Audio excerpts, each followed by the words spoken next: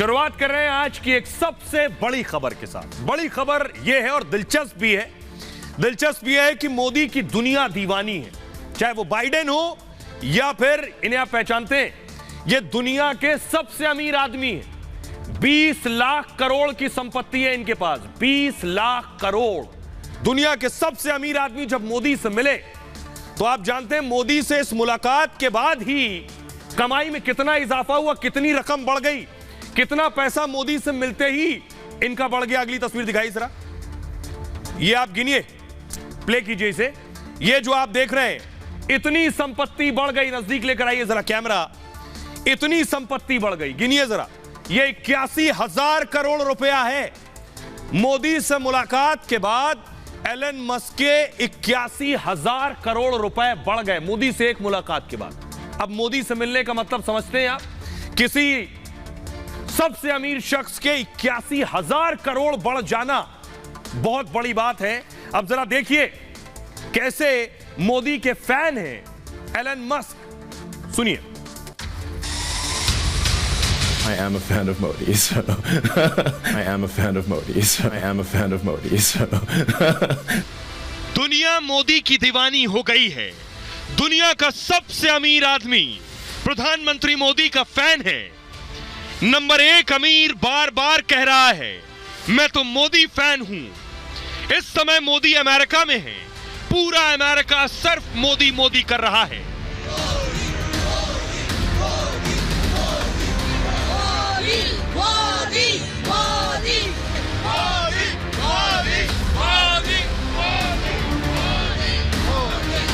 मोदी की दीवानगी का आलम यह है कि मोदी और मस्क की एक मुलाकात ने मस्क पर छप्पर फाड़ पैसा बरसा दिया है। मोदी से मस्क कुछ वक्त क्या मिले, मस्क को 81,000 करोड़ रुपया मिल गया। मोदी से ऐसी क्या बात हुई कि मस्क की संपत्ति में 81,000 करोड़ की उछाल आ गई। I am a fan of Modi, so I am a fan of Modi, so I am a fan of Modi, so आइए अब मैं आपको बताने जा रहा हूं कि आखिर क्या हुआ मोदी और मस्क के बीच, क्या बातचीत हुई जिसके बाद दोनों की संपत्ति तेजी से बढ़ गई। दोनों के बीच क्या हुआ जो मस्क के पास 81,000 करोड़ रुपए जुड़ गए। देखिए जरा, ये आप देख रहे हैं, ये देखिए, ये गड्डियां भागती चली जा रही हैं डॉलर्स में। सिर्फ एक मुलाकात के बाद ऐसा कैसे हो गया? मोदी से मिले दुनिया के नंबर 1 अमीर Elon Musk. New York palace hotel में दोनों की मुलाकात हुई। मुलाकात के बाद मस्क की कंपनी टेस्ला का जो शेयर है, वो जो गाड़ी पीछे देख रहे हैं लाल रंग की, ये मस्क की कंपनी की गाड़ी है टेस्ला। इनकी कंपनी के जो शेयर मोदी से मिलने के बाद ऐसे भागने लगे। देख रहे हैं, मस्क की कंपनी टेस्ला इलेक्ट्रिक कार बनाती है। कंपनी के शेयर ने 5.34% की छलांग लगा दी मोदी से मिलते ही। मस्क की नेटवर्थ 9.95 अरब डॉलर बढ़ गई। मस्क को करीब 81,000 करोड़ रुपए से ज्यादा का फायदा हो गया एक मुलाकात में। 81,000 करोड़। मस्क की कंपनी 243 अरब डॉलर तक पहुंच गई। मुलाकात के बाद मस्क ने खुद को बताया कि वो मोदी के फैन हैं। मोदी वाकई भारत की परवाह करते हैं, दुनिया का सबसे अमीर आदमी कह रहा है। वो वही करना चाहते हैं जो देश हित में है। भारत में टेस्ला की एंट्री पर चर्चा हुई कि ये जो कार देख रहे हैं, ये कार भारत में बनेगी, भारत आ जाए किसी तरह। इस पर बात हुई मोदी से, इनके शेयर आसमान छूने लगे। टेस्ला फैक्ट्री के लिए लोकेशन जल्द फाइनल की जाएगी। यूनिट कहां लगे इसकी मैन्युफैक्चरिंग की, इस साल के अंत तक लोकेशन फाइनल हो जाएगी। स्टारलिंक को भी भारत लाने की उम्मीद जताई गई है। एक और कंपनी है मस्क की, इससे दूरदराज के गांव तक इंटरनेट पहुंचाने में मदद मिलेगी। प्रधानमंत्री ने मस्क को भारत आने का न्योता दिया है। मस्क ने प्रधानमंत्री मोदी का न्योता स्वीकार कर लिया है। एलन मस्क अगले साल भारत के दौरे पर आएंगे। बिजनेस के लिए भारत में दूसरे देश से ज्यादा स्कोप है, मस्क ये कह रहे हैं। भारत नए प्लांट के लिए एक शानदार जगह है। पिछले साल टेस्ला ने भारत में एंट्री की योजना छोड़ दी थी। सोचिए, पिछले साल तक ये भारत आने को तैयार नहीं थे। मोदी से सिर्फ एक मुलाकात में काम हो गया। भारत में गाड़ियों पर इंपोर्ट टैक्स को ज्यादा बताया था तब इन्होंने। हाल में कंपनी भारत में अपनी संभावना तलाश रही थी। मोदी से मुलाकात के बाद टेस्ला की एंट्री का रास्ता साफ हो गया है। अब जरा सुनिए, दुनिया का सबसे अमीर आदमी जो भारत के दुनिया के सबसे लोकप्रिय नेता की तारीफ में कसीदे पढ़ रहा है, एलन मस्क कह रहे हैं मैं तो मोदी का मुरीद हूं। सुनिए। I can say he really wants to do the right thing for India. He wants to be open. He wants to be supportive of new companies, and obviously, but at the same time, make sure it accrues to India's advantage, which is, obviously that's the job. I'm saying I am a fan of Modi. So. लेकिन आपने सोचा, दुनिया का सबसे अमीर आदमी कह रहा है मैं मोदी का फैन हूं, लेकिन अकेले ये अमीर आदमी तो नहीं है। ये देखिए, पपुआ के पीएम को आपने देखा था, ये प्रधानमंत्री मोदी के पैर छू रहे थे। क्यों भला दुनिया का सबसे अमीर आदमी कह रहा है मैं फैन हूं, एक देश का प्रधानमंत्री मोदी के पांव छू रहे हैं, आशीर्वाद ले रहे हैं पीएम मोदी से। इतना ही नहीं, अगली तस्वीर दिखाइए। दुनिया के सबसे ताकतवर मुल्क के राष्ट्राध्यक्ष राष्ट्रपति बाइडेन कह रहे हैं मोदी अपना ऑटोग्राफ दे दे, मुझे मोदी का ऑटोग्राफ चाहिए। ऐसा क्यों हो रहा है? अगली तस्वीर दिखाइए। और ऑस्ट्रेलिया के जो पीएम है, बाइडेन कह रहे हैं ऑटोग्राफ दे दे, ऑस्ट्रेलिया का पीएम कह रहा है मोदी बॉस है। सुनिए। I said to my friend the Prime Minister before, the last time I saw someone on the stage here was Bruce Springsteen, and he didn't get the welcome that Prime Minister Modi has got.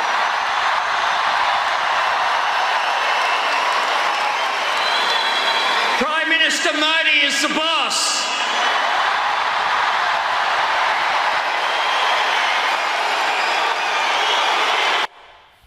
सुना आपने, Australia के PM कह रहे हैं Modi boss हैं। लेकिन अब मैं आपको बताने जा रहा हूं, जो कह रहा है मोदी के हम फैन हैं एलन मस्क, वो है कौन? बहुत से लोग भारत में एलन मस्क को नहीं जानते, मैं बताता हूं। ये आप देख रहे हैं मस्क की कंपनी है स्पेस एक्स, ये मस्क की एक कंपनी। अगली तस्वीर दिखाइए। ट्विटर का नाम अगर आपने सुना है होगा तो ट्विटर के मालिक भी मस्क हैं। अगली तस्वीर दिखाइए, अगली तस्वीर दिखाइए। और ये जो टेस्ला आप देख रहे हैं कार, इलेक्ट्रिक कार, इसके मालिक भी एलन मस्क हैं। आइए अब इनकी दौलत के बारे में बताऊं। जो शख्स मोदी का फैन है उसके पास कितनी धन दौलत है, कितना पैसा है, यह आपको जानने की जरूरत है। तब आप समझेंगे कि मोदी की तारीफ जो कर रहा है वो छोटा आदमी नहीं है। देखिए जरा, ये आप देख रहे हैं, ये एलन मस्क हैं जो रॉकेट भी बनाते हैं, उसे लॉन्च भी करते हैं, गाड़ी भी बनाते हैं, और इधर आप देख रहे हैं और बहुत कुछ बनाते हैं। एलन मस्क दुनिया के सबसे अमीर शख्स हैं और ट्विटर के मालिक भी हैं। मस्क की नेट वर्थ 243 अरब डॉलर है, मतलब 19,92,600 करोड़ रुपए की संपत्ति, लगभग 20 लाख करोड़ की संपत्ति है इनके पास। ये सब बनाते हैं। ये दूसरे अमीर शख्स से 46 अरब ज्यादा है। दुनिया का ही सबसे बड़ी कार निर्माता कंपनी टेस्ला है। 2003 से इलेक्ट्रिक कार बनाने लगी है टेस्ला, और टेस्ला के साथ स्पेस एक्स के मालिक भी हैं। Space x rocket space craft बनाती है और उसे लॉन्च करती है, इसके भी मालिक है। न्यूरोलिंक कंपनी भी मस्क की ही है। न्यूरोलिंक क्या करती है? ब्रेन मशीन इंटरफेस विकसित करती है। ऐसी तकनीक पर काम कर रहे हैं जो दिमाग के साथ मिलकर काम करना शुरू कर दे। चिप बना रहे हैं दिमाग के लिए। इलेक्ट्रिक वाहनों, बैटरी उत्पादों का नेतृत्व करते हैं मस्क। सौर ऊर्जा उत्पादों, डिजाइन का नेतृत्व भी करते हैं। पिछले साल ट्विटर खरीदने के बाद लगातार सुर्खियों में रहे। इसके बाद मस्क का नाम दुनिया भर में पहुंच गया, और यह वजह है। अब मैं आपको सुनवाता हूं, सुनिए जरा। पूर्व डिप्लोमेट हैं दीपक वोरा साहब, वो बता रहे हैं कि आखिर क्या वजह है जो प्रधानमंत्री मोदी की दुनिया दीवानी हो रही है। सुनिए जरा वोरा साहब को। बहुत स्पष्ट है, इस समय वो अमेरिका में है और जिस प्रकार का हमने वहां पर उत्साह देखा है, बिजली देखी है, वो इसलिए है कि नरेंद्र मोदी अब सिर्फ भारत के प्रधानमंत्री नहीं है, एक ग्लोबल लीडर है। उन्होंने किसी को गाली नहीं दी, किसी से झगड़ा नहीं किया। अगर आज जो हमारी दुनिया की समस्याएं हैं उनको कोई उनका समाधान आसानी से ढूंढ सकता है, जिस पर पूरी दुनिया विश्वास करती है, उस व्यक्ति का नाम नरेंद्र मोदी है। सर, 115 साल पहले श्री अरबिंदो ने कहा था कि भारत अपने लिए नहीं जीता, भारत की जो रोशनी है वो पूरी दुनिया के लिए है, और भारत अब उभर रहा है वो दुनिया पे रोशनी डालने के लिए। किसी ने कहा था no power on earth, Victor Hugo France के बुद्धिजीवी, no power on earth can stop an idea, जिसका समय आ गया है। India's time has come and Narendra Modi represents India. अब मैं आपको बताने जा रहा हूं कि आखिर मोदी की दुनिया दीवानी है क्यों। कभी सोचा है आपने प्रधानमंत्री मोदी की दुनिया दीवानी क्यों है? अब मैं आपको वजह बताने जा रहा हूं। डिप्लोमेट साहब को तो आपने सुन लिया, इसके पीछे एक और वजह है। वजह यह है, ये देख रहे हैं आप, इन तस्वीरों से आपको वजह समझ में आ जाएगी कि मोदी की दुनिया दीवानी है क्यों।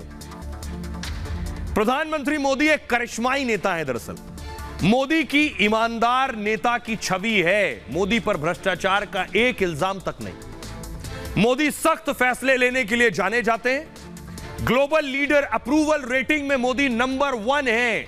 78% रेटिंग, बाइडेन की 40% रेटिंग। मोदी की लोकप्रियता बाइडेन पुतिन से कहीं ज्यादा है। मोदी को टक्कर देने वाला दुनिया में कोई नहीं है। दुनिया भर में मोदी ने 9 साल में अपनी धाक बनाई है, तभी दुनिया का सबसे अमीर आदमी कह रहा मैं फैन हूं। दुनिया के बड़े नेता मोदी को विश्व गुरु कहते हैं। दुनिया के बड़े नेता मोदी का लोहा मानते हैं। मोदी जो कहते हैं उस पर दुनिया विश्वास करती है, चाहे पुतिन हो या बाइडेन हो। दुनिया के देशों के साथ मोदी भारत के सामर्थ्य को आगे बढ़ाते हैं। भारत के युवाओं के टैलेंट की बात करते हैं जहां जाते हैं। भारत में निवेश के लिए बने माहौल की बात करते हैं। मोदी के नेतृत्व में भारत दुनिया की 5वीं बड़ी अर्थव्यवस्था है। अमेरिका, चीन की आर्थिक हालत इस वक्त बेहद खस्ता है। इस दौर में भी भारत के विकास की रफ्तार बेहद तेज है। इन्हीं वजहों से पूरी दुनिया मोदी की दीवानी है। अब सुनिए जरा, अभी भी किसी को शक शुबा हो, बहुत से विरोधी होंगे जो मान रहे होंगे कि नहीं ऐसा नहीं है, तो आपको अमेरिका लिए चलता हूं। मोदी के इंतजार में जो लोग मौजूद हैं वो आपको बताएंगे वो मोदी के दीवाने क्यों हैं। सुनिए। Pakistan and China is sitting with Modi and doing yoga today. That is his achievement. So happy here to come with Modi ji because it is giving a message to the world कि दुनिया में वसुधैव कुटुंबकम और विश्व गुरु जो है भारत है, ये इस प्रकार से पुनर्स्थापित यहाँ हो रहा है। सब जवाब रिवोल्यूशन है योगा का, भारत का, भारत की सॉफ्ट पावर का, हमारी कल्चर का। भारत टेक ओवर में बिलीव नहीं करता है। भारत बोलता है पूरा वर्ल्ड ही हमारा फैमिली है। तो लग रहा है कि अभी योग का संदेश पूरे विश्व में फैल रहा है। Thanks to our prime minister. हर हर मोदी, घर घर मोदी, हर हर मोदी, घर घर Modi. I love you Modi ji. हम इतना एक्साइटेड हैं, सच्ची में हमें वो महायोगी, महाअवतार, महापुरुष, भगवान का रूप नजर आते हैं। मेरे हस्बैंड तो उनको गॉड मानते हैं। भगवान उनको इतनी शक्ति दे कि वो पूरे इंडिया का ऐसे ही नाम रोशन करे और हम सब गौरव महसूस हो। We are very proud being Indian. केसरिया रंग दिलों में भर दे, हरित रंग खुशहाली का, श्वेत रंग शांति का प्रतीक, जो करे सबका आदर सम्मान। हम उस भारत की संतान, हम उस भारत की संतान। Modi has given a gift to humanity and to all over the globe and he's trying to make one world family. मैं तो कुछ नहीं कह सकता हूँ, लेकिन इतना कहूंगा कि मोदी जी हमारे लिए गॉड है। प्राउड होता है सबको ये बताने कि हम उस देश से आते हैं जहाँ मोदी जी हैं। अब सोचिए जरा, दुनिया मोदी मोदी, दुनिया भारत भारत कर रही है, और पड़ोसी के बारे में जरा सोच लीजिए। दूसरी तरफ पाकिस्तान में बिकाऊ का बोर्ड लग गया है कि पाकिस्तान बिकाऊ है। पाकिस्तान के लोग क्या कह रहे हैं मैं आपको बताऊंगा। मोदी को देखकर शहबाज शरीफ सर पकड़े बैठे हैं, अब सब कुछ बेचने पर आमादा है। देखिए जरा पाकिस्तान के हालात क्या हैं। ये 2 अलग अलग देश हैं, जरा पाकिस्तान का हाल देखिए।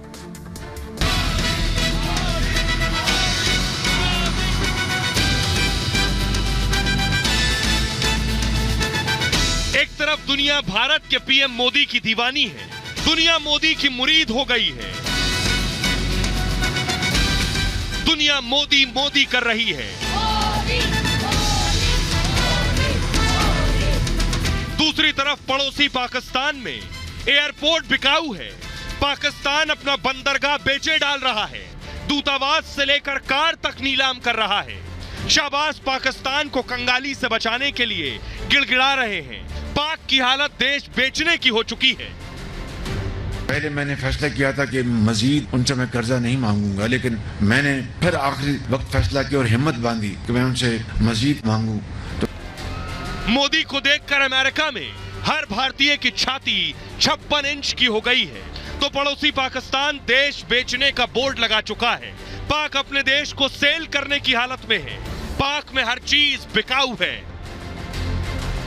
सोचिए जरा, पाकिस्तान में सब कुछ बिकाऊ है। शहबाज शरीफ कह रहे हैं कोई पैसा दे दे, लेकिन दूसरी तस्वीर देखिए, सीधे न्यूयॉर्क से तस्वीर आ रही है। प्रधानमंत्री नरेंद्र मोदी वॉशिंगटन के लिए रवाना हो रहे हैं। अभी लाइव तस्वीरें आप देख रहे हैं, पाकिस्तानी भी ये तस्वीर देख रहे हैं। फुल स्क्रीन लीजिए जरा। प्रधानमंत्री नरेंद्र मोदी की तस्वीर आप देख रहे हैं कि पीएम मोदी न्यूयॉर्क में योग कार्यक्रम, योग को आगे बढ़ाने के बाद यूनाइटेड नेशंस हेडक्वार्टर के सामने पीएम ने योग किया। उसके बाद अब वॉशिंगटन के लिए रवाना हो रहे हैं, जहां स्टेट गेस्ट हैं। अब आपको बताता हूं, ये तस्वीरें पाकिस्तान के लोग भी देख रहे हैं, क्योंकि उनके मुल्क तो बिकाऊ है। ये क्यों कह रहा हूं मैं, तस्वीर देखिए जरा। ये आप देख रहे हैं, खरीदार कौन है? यूएई, संयुक्त अरब अमीरात खरीद रहा है। क्या खरीदने जा रहा है बताऊं आपको, अगली तस्वीर दिखाइए। अगली ये देख रहे हैं, ये पाकिस्तान का कराची बंदरगाह है। कराची बंदरगाह, इसकी बोली लग गई है। इसके लिए यूएई खरीदार तैयार हो गया है और यूएई खरीदने आ गया है, क्योंकि पाकिस्तान के पास पैसा नहीं है। सब कुछ बेचे दे रहे हैं, पाकिस्तानी रो रहे हैं। ऐसा पीएम मिला है, वो प्रधानमंत्री मोदी की तरफ देखकर अमेरिका की तरफ हाथ बढ़ा रहे हैं। और ये देखिए जरा, ये है हालत। ये पाकिस्तान का कराची बंदरगाह है और उधर शिप लेकर यूएई के राष्ट्र अध्यक्ष आ गए। अब ठेका इन्हीं के पास है। शाहबाज को सिर्फ पैसा चाहिए। पाकिस्तान कंगाल होने की कगार पर पहुंच गया है। शाहबाज गिड़गिड़ा रहे हैं, लेकिन दुनिया कर्ज नहीं दे रही। कर्ज नहीं मिला तो श्रीलंका की तरह डिफॉल्ट होने का खतरा है। कंगाली से बचने के लिए संपत्ति बेचने को मजबूर है शाहबाज। कराची बंदरगाह को यूएई को बेचने को तैयार है, संयुक्त अरब अमीरात को। यह पाकिस्तान का सबसे बड़ा बंदरगाह है। यहां से पाकिस्तान का 60% व्यापार होता है। पाकिस्तान को मित्र देश यूएई से कर्ज मिलने की उम्मीद थी। यूएई ने कर्ज के लिए पाकिस्तान के सामने शर्त रख दी है कि फ्री में पैसा नहीं दूंगा, अब पैसा दूंगा कब? पहले देश की कोई संपत्ति हमारे हवाले कर दो, उसके बाद कर्ज देंगे। तो अब क्या हवाले होने जा रहा है? वो बंदरगाह जहां 60% व्यापार होता है। पाकिस्तान अब कराची पोर्ट को यूएई को बेचेगा, तभी यूएई पाकिस्तान को $1 अरब कर्ज देगा। पाकिस्तान ने इसके लिए कमेटी का गठन किया है। कमेटी कराची बंदरगाह को बेचने का पूरा काम देखेगी। शाहबाज ने आईएमएफ, अंतर्राष्ट्रीय मुद्रा कोष से भी गुहार लगाई है। शाहबाज ने 12 देशों के राजदूतों से मुलाकात की। अमेरिका, फ्रांस, ब्रिटेन के राजदूत से मदद की अपील की है। आईएमएफ से $6.5 अरब का फंड दिलवाने की मांग की है। अब जरा सुनिए, दिखाने जा रहा हूं, तस्वीर देखिए। शहबाज शरीफ कटोरा लिए हैं। शहबाज शरीफ पैसा मांग रहे हैं। मोदी यहां दुनिया के बड़े बड़े देशों के लोगों से मिल रहे हैं, अर्थशास्त्रियों से विचार विमर्श कर रहे हैं, स्वास्थ्य एक्सपर्ट को मोदी मंत्र दे रहे हैं। यह तस्वीर है। अब यह सारी तस्वीर पाकिस्तान में देखी जा रही है। सोचिए पाकिस्तान के लोग क्या सोच रहे हैं। एक तरफ उनका नेता देश बेचे डाल रहा है, एक तरफ भारत का नेता भारत को कहां से कहां ले जा रहा है। अब देखिए, अब मैं आपको बताने जा रहा हूं कि पाकिस्तान में केवल बंदरगाह नहीं बिक रहा है, सब कुछ ऑन सेल है। देखिए जरा, ये देख रहे हैं, दूतावास। पाकिस्तान में दूतावास बिकाऊ है।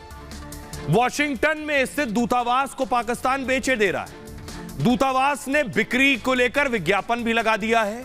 दूतावास की कीमत $50 से $60 लाख है। 9 महीने बाद भी दूतावास पर अब तक कोई खरीदार नहीं मिला। यह भी बता दूं आपको, इतनी फटेहाली है कि खरीदार भी नहीं मिल रहा।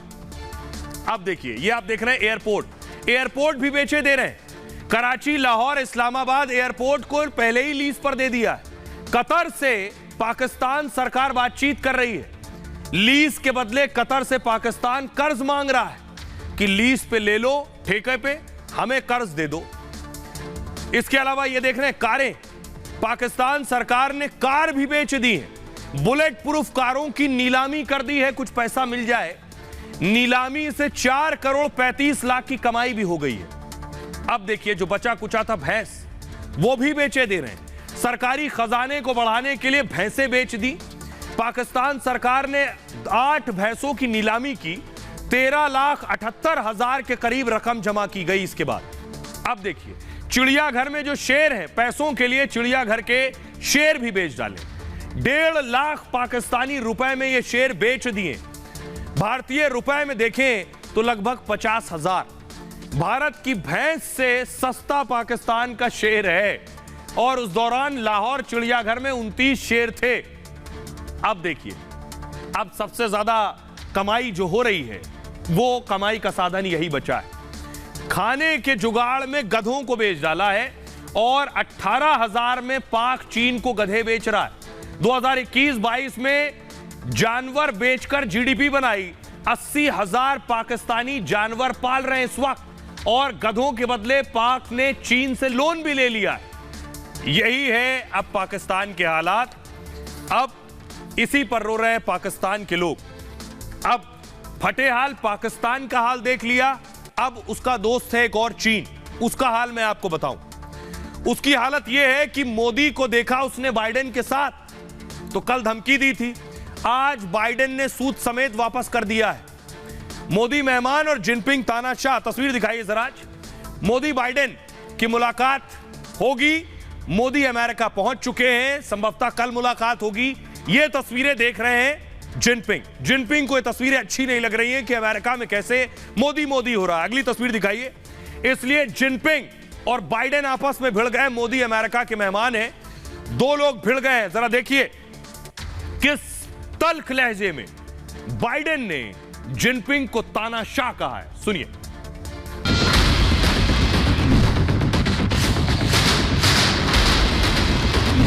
अमेरिका से बाइडेन का चीन पर सीधा वार। मोदी के फैन बाइडेन ने जिनपिंग को धो डाला। बाइडेन जिनपिंग को तानाशाह कहकर ललकार रहे हैं। अमेरिका के लिए मोदी के विमान की उड़ान के साथ ही चीन में जिनपिंग का बीपी हाई हो गया था। खिसियाए चीन ने भारत को धमकी दी थी, लेकिन इस धमकी का जवाब सीधे अमेरिका के राष्ट्रपति जो बाइडेन ने दिया है। बाइडेन ने चीन के राष्ट्रपति शी जिनपिंग को तानाशाह कहकर चढ़ाया, जिसके बाद चीन को भारत अमेरिका की बढ़ती नजदीकी से दूसरी बार फिर मिर्ची लगी है।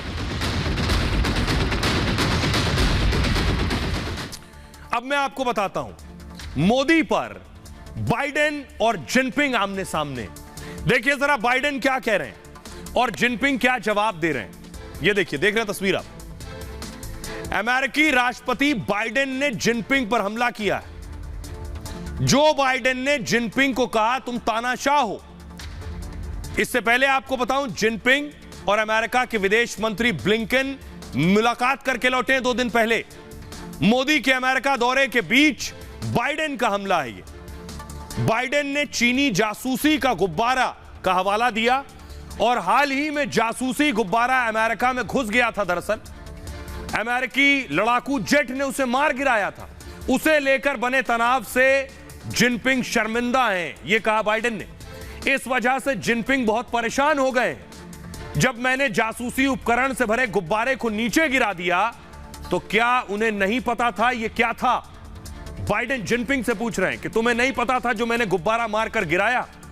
यह तानाशाहों के लिए बहुत शर्मिंदगी की बात है। सोचिए, बाइडेन बोल रहे हैं जिनपिंग के लिए तानाशाहों के लिए शर्मिंदगी की बात है, जब उन्हें पता नहीं होता कि क्या हुआ है। अब देखिए जिनपिंग क्या कह रहे हैं। बाइडेन के तानाशाह वाले बयान पर चीन भड़क गया है। बाइडेन के बयान को बेतुका और गैर जिम्मेदाराना कहा है। जासूसी गुब्बारे को लेकर चीन ने फिर सफाई दी।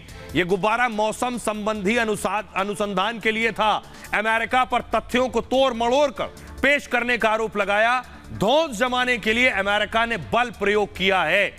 ये दोनों के बीच तू मैं हुई। अब मैं आपको दिखाने जा रहा हूं ताज्जुब की बात। ये बाइडेन कह रहे हैं जिनपिंग को तानाशाह। 2 दिन पहले आप देख रहे हैं अमेरिका के विदेश मंत्री एंटनी ब्लिंकन जिनपिंग के सामने बैठे थे। 2 दिन पहले अपना विदेश मंत्री वहां भेजा और आज मोदी जब अमेरिका में है तो बाइडेन कह रहे हैं जिनपिंग तानाशाह है। क्यों कह रहे हैं तानाशाह? तस्वीर दिखाता हूं, अगली तस्वीर दिखाइए। ये जो आप देख रहे हैं ये गुब्बारा, इस गुब्बारे को मार गिराया था अमेरिका ने और यह गुब्बारा चीन ने भेजा था। इस गुब्बारे को जासूसी गुब्बारा भी कहते हैं। आइए इस गुब्बारे के बारे में आपको बताऊं जिस पर यह हंगामा बरपा है। 2023 की शुरुआत में ही चीन और अमेरिका में जासूसी बलून पर टकराव सामने आया। 28 जनवरी को जासूसी गुब्बारा अमेरिका में घुसा। 3 फरवरी को बलून मोंटाना क्षेत्र में देखा गया। यह अमेरिका का न्यूक्लियर मिसाइल क्षेत्र है। शक यह था कि बलून से चीन जासूसी कर रहा है। चीन तक खुफिया जानकारी पहुंचाने का अंदेशा था। जासूसी गुब्बारे के बारे में बाइडेन को जानकारी दी गई। खतरा यह था कि गुब्बारा गिराया तो नुकसान हो सकता है। इसके बाद बाइडेन ने जासूसी गुब्बारे पर अटैक किया आदेश दिया। इसको लेकर अमेरिका और चीन में जुबानी जंग तेज हो गई थी। दो सुपर पावर आमने सामने आ गए थे और विश्व युद्ध की आशंका बढ़ गई थी। बाइडेन के आदेश के बाद अमेरिकी एयरफोर्स ने रणनीति तैयार की। जासूसी गुब्बारे के समुद्री क्षेत्र में पहुंचने का इंतजार किया गया। गुब्बारे पर हमले से 3 एयरपोर्ट उससे पहले बंद कर दिए गए।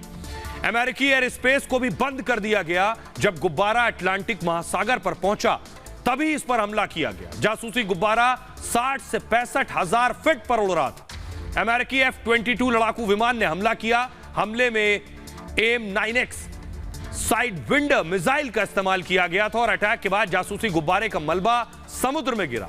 नेवी और कोस्ट गार्ड की टीम मलबे को बाहर निकाल कर लाई थी। आइए अब मैं आपको बताता हूं कि यह जासूसी गुब्बारा होता क्या है, यह कैसे काम करता है, क्योंकि इस जासूसी गुब्बारे पर बहुत सवाल उठे। आइए तो इस जासूसी गुब्बारे के बारे में आपको बताऊं। ये आप देख रहे हैं, ये जासूसी गुब्बारा आपको नजर आ रहा है। एक नहीं कई हैं, उधर बाइडेन की तरफ से भी आ रहा है। तो ये होता क्या है गुब्बारा, क्या कर रहा था अमेरिका के आसमान में? स्पाई बलून सैटेलाइट से ज्यादा बेहतर माना जाता है। सैटेलाइट भी जासूसी के लिए इस्तेमाल किया जाता है, इसलिए ये जो गुब्बारा आप देख रहे हैं, इन गुब्बारों का इस्तेमाल ज्यादा आसान है। सैटेलाइट से ज्यादा जानकारी ये गुब्बारे जुटाते हैं और खर्च भी सैटेलाइट की तुलना में कम होता है। 60,000 फीट पर उड़ने से पता भी नहीं चलते हैं। ये 60,000 फीट पर होगा तब भी पता नहीं चलेगा।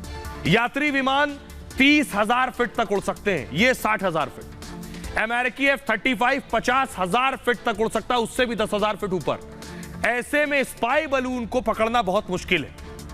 आधुनिक बलून आमतौर पर मानव रहित होते हैं। हवा की धाराओं से आगे बढ़ने में इनको दिक्कत होती है, लेकिन ये इतना ऊपर उड़ते हैं कि इन्हें कोई पकड़ नहीं पाता है। तो चीन को जिस तरह से अमेरिका ने हड़काया है, लताड़ लगाई है बाइडेन ने, उससे चीन एक्सपोज हो गया। लेकिन चीन की फितरत क्या है?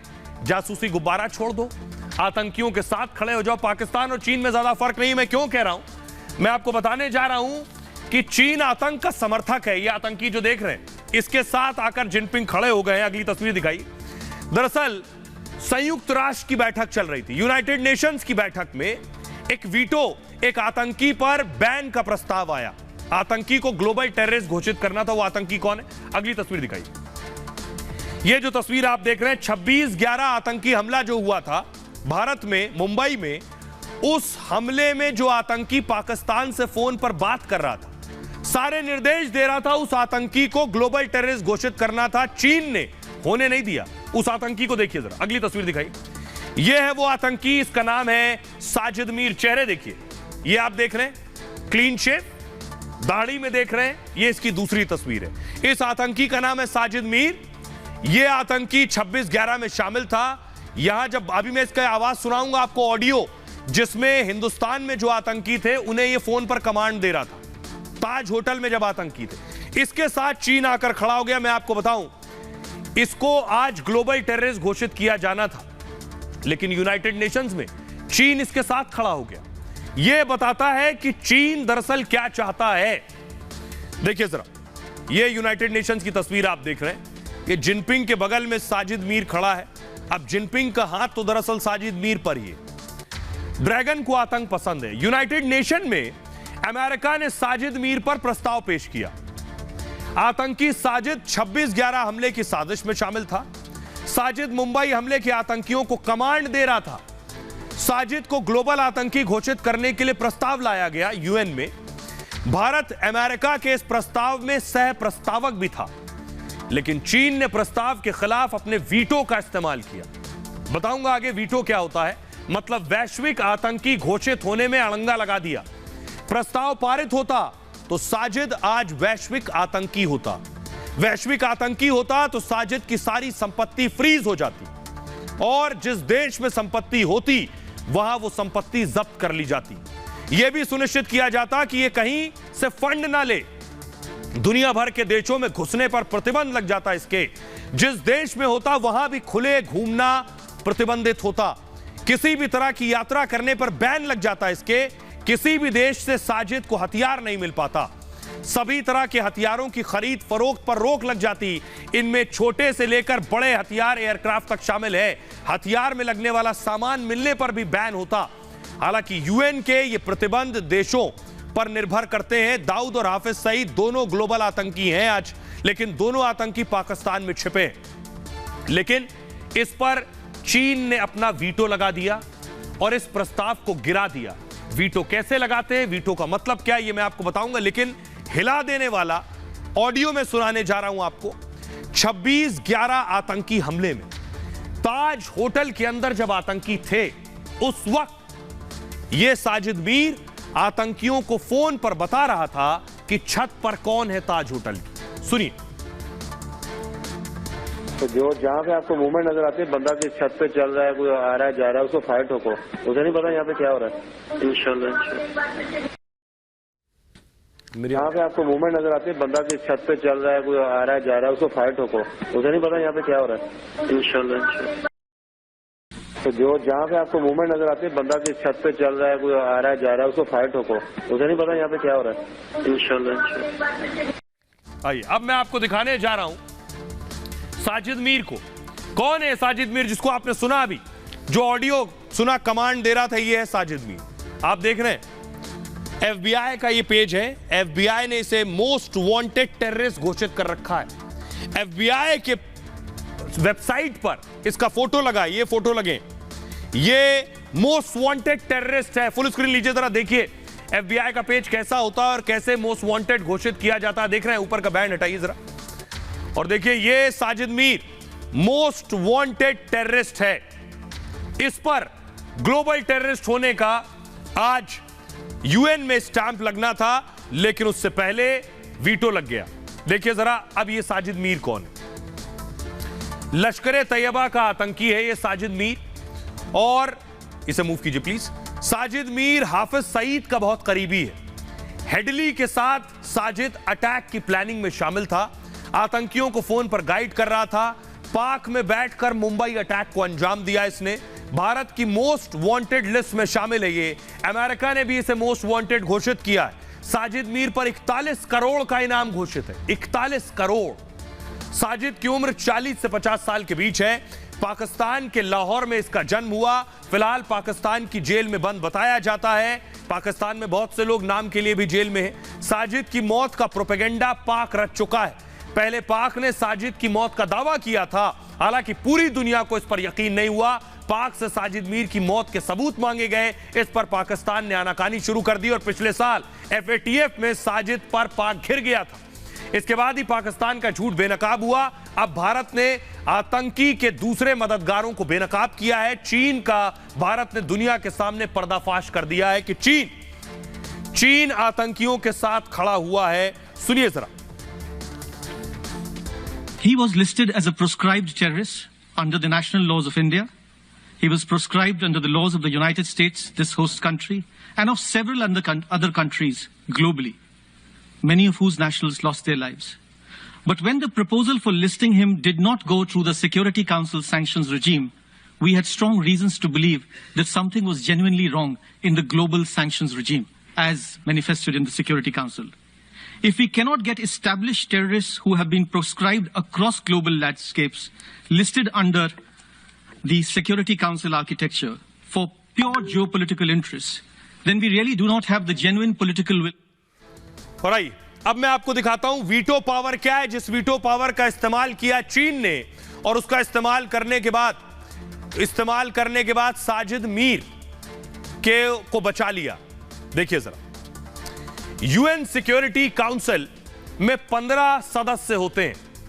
इन 15 सदस्यों में 5 स्थायी सदस्य हैं, परमानेंट मेंबर। ये पांचों को जो आप देख रहे हैं, ये पांचों स्थायी सदस्य हैं। अमेरिका, ब्रिटेन, रशिया, फ्रांस और चीन। इन्हीं 5 स्थायी सदस्यों के पास होता है वीटो पावर। चीन, फ्रांस, रूस, ब्रिटेन, अमेरिका स्थायी सदस्य हैं। वीटो को नेगेटिव वोट कहा जाता है। स्थायी सदस्य किसी भी प्रस्ताव पर अपना वोट इस्तेमाल कर सकता है। इस वीटो वोट के जरिए प्रस्ताव खारिज या फिर पारित हो सकता है। स्थायी सदस्य P5 भी कहे जाते हैं, बाकी 10 गैर स्थायी सदस्य होते हैं।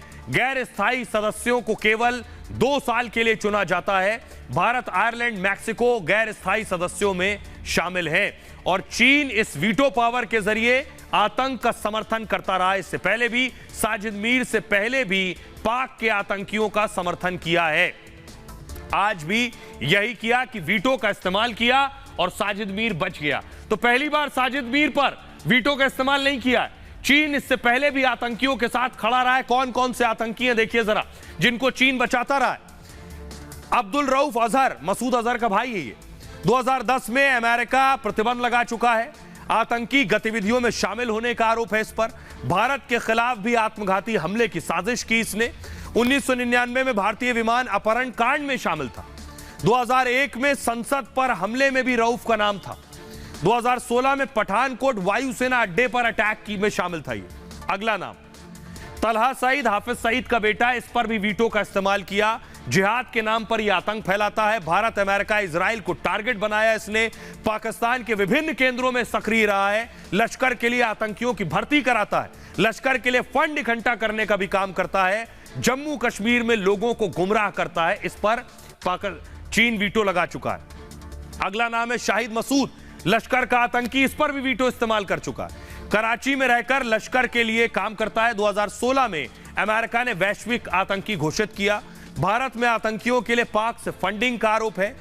फलाह इंसानियत टेरर फंडिंग केस का आरोपी है। इसी संस्था के जरिए आतंकियों को फंडिंग करता रहा। 2012 में संस्था को यूएन ने आतंकी संगठन घोषित किया। 2015 से जून 2016 तक शाहिद FIF का उपाध्यक्ष रहा है। 2015 से 16 तक उपाध्यक्ष। अब जरा सुनिए डिफेंस एक्सपर्ट क्या कह रहे हैं।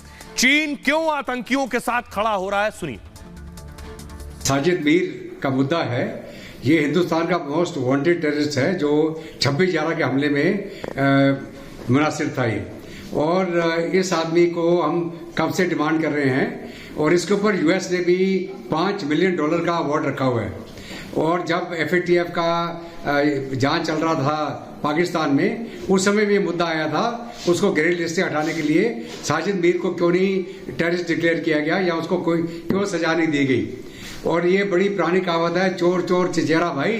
चीन और पाकिस्तान मिलके जो भी कार्रवाई हिंदुस्तान में हो रही है, नकारात्मक, कोई टेररिस्ट अटैक हो, बॉर्डर के ऊपर कोई घुसपैठ की चेष्टा हो या बॉर्डर क्लैशेज हो, ये दोनों मिले हुए हैं। इसलिए कोई नई अचंभे की बात नहीं है जो आज चीन ने किया है। इसने पहले भी किया है, ये आगे भी करेगा। इसलिए हमें आगे चल के देखना पड़ेगा कि आइए खबरों में आगे बढ़ते हैं। आपने टाइटैनिक फिल्म देखी है, सभी ने टाइटैनिक फिल्म देखी होगी। आपको मैं उससे जुड़ी एक खबर बताने जा रहा हूं। पहले आप ग्राफिक्स प्लेट अगर आई दीजिए। पनडुब्बी में 5 अरबपति, देख रहे हैं, पनडुब्बी में 5 अरबपति मौजूद है। इस पनडुब्बी में ये कहां गए थे आपको पता है? टाइटैनिक जो समंदर के अंदर है उसे देखने गए थे। अगली तस्वीर दिखाई, ये टाइटैनिक की तस्वीर आप देख रहे हैं। समंदर के अंदर टाइटैनिक जो डूब गया उसे देखने गए। अगली तस्वीर दिखाई जरा। ये टाइटैनिक का वो शिप है जो 1912 में चला था, जो डूब गया। ये वो टाइटैनिक है। अगली तस्वीर दिखाई। ये जो आप देख रहे हैं पनडुब्बी, ये पनडुब्बी में बैठकर 5 लोग पानी के अंदर गए टाइटैनिक को देखने के लिए, लेकिन ये वापस नहीं आए अभी तक। इनका पता भी नहीं है कहां चले गए। अगली तस्वीर दिखाई। ये आप देख रहे हैं, ये पनडुब्बी है। फुल स्क्रीन लीजिए जरा, फिर मैं समझाता हूं। ये आप देखिए तस्वीर, ये आप देख रहे हैं, ये सफेद रंग की जो आपको नजर आ रही है, ये है पनडुब्बी जो अपने अंदर 5 बड़े, उसमें बहुत अरबपति आदमी भी है इस पनडुब्बी में जो सफेद रंग की आप देख रहे हैं। इस पनडुब्बी में बैठकर डूबे हुए टाइटैनिक को देखने के लिए गए थे। कई दिन बीत चुके, इनका कोई अता पता नहीं, कहां है, कहां खो गए, कहां चले गए, इनको ढूंढा जा रहा है।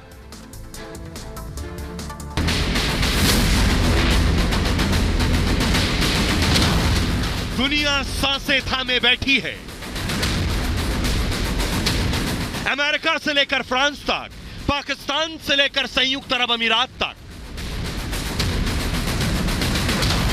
खबर है टाइटन पनडुब्बी में सवार होकर टाइटैनिक जहाज का मलबा देखने अटलांटिक महासागर में गए दुनिया के 5 बड़े अरबपतियों का कोई सुराग नहीं है। और जैसे जैसे समय बीत रहा है वैसे वैसे उनके बचने की संभावना खत्म होती जा रही है। इन अरबपतियों को बचाने के लिए अमेरिका और कनाडा ने पूरी ताकत झोंक दी है, अपने कोस्ट गार्ड को महासागर में उतार दिया है, लेकिन अब तक कोई कामयाबी नहीं मिली। ऐसे में अगले 24 घंटे बेहद अहम हैं। अगर कामयाबी मिली तो 5-5 जिंदगियां बच जाएंगी और नाकाम रहे तो दुनिया एक बड़े हादसे की गवाह बन जाएगी। और आइए अब मैं आपको बताता हूं कि आखिर ये लोग कैसे गए, कहां गए हैं और क्यों गए। अटलांटिक में जो टाइटन है पनडुब्बी वो डूब गई। दक्षिण पूर्व कनाडा में के तट से गायब हुआ है ये। पनडुब्बी में पायलट समेत 5 लोग सवार हैं। पनडुब्बी में 3 देशों के 4 अरबपति सवार हैं। चारों अरबपति टाइटन का मलबा देखने के लिए गए थे, टाइटैनिक का मलबा देखने गए थे जो 1912 में डूब गया था, जिसमें सैकड़ों जानें चली गई थी, लेकिन मलबे तक पहुंचने से पहले ही पनडुब्बी गायब हो गई। यह पनडुब्बी कनाडा के सेंटर जोन्स से रवाना हुई थी, लेकिन रवाना होने के 2 घंटे बाद ही लापता हो गई। टाइटन पनडुब्बी के गायब होने की घटना रविवार की है। तब से तमाम कोशिशों के बावजूद कोई अता पता नहीं है। अमेरिकी और कनाडाई कोस्ट गार्ड बचाव कार्य में लगे हुए। कनाडा के कोस्ट गार्ड ने धमाके की आवाज जरूर सुनी। धमाकों की आवाजों के बाद एक उम्मीद जगी, जिसके बाद रोबोटिक ऑपरेशन चलाया गया, लेकिन अब तक कोई कामयाबी नहीं मिली है।